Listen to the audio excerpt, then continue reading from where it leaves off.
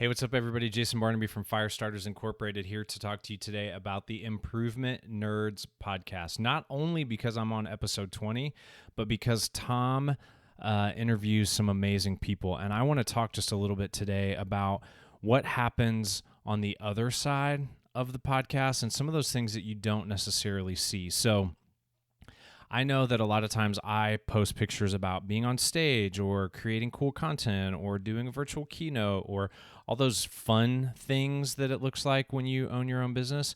But I want to tell you about this particular morning when Tom and I had this scheduled. It was a couple of months ago in the midst of all this crazy COVID stuff. And my alarm went off. I had planned to get up early. I was going to do bunch of stuff and be productive, and my alarm went off and I was not feeling it. I wasn't feeling being on a podcast. I wasn't feeling being a fire starter. I wasn't feeling getting out of bed. And I honestly looked at the clock and I'm like, how much longer can I stay in bed and sleep and still have enough time to get up, warm my voice up so I can speak on a podcast? If you listen, it's still a little groggy. Get some coffee, get a shower, because Tom was going to video record it, and still be a good guest on this podcast.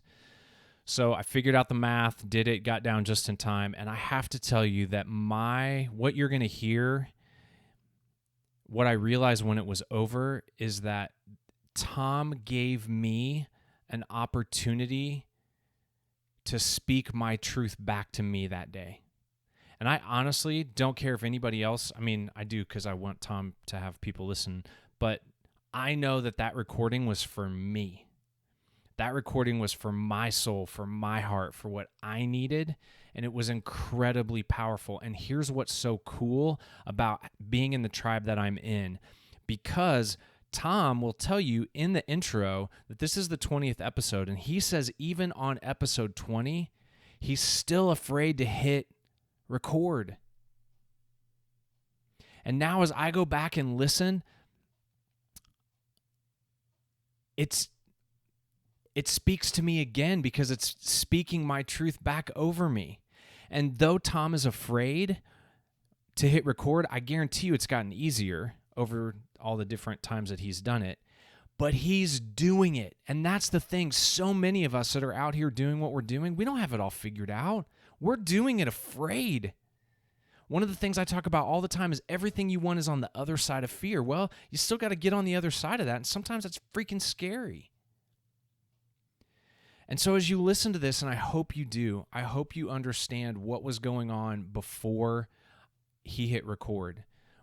I think I broke at the end after we stopped recording, and I cried, and I think he had a cry afterwards. He'll have to tell you in the comments below.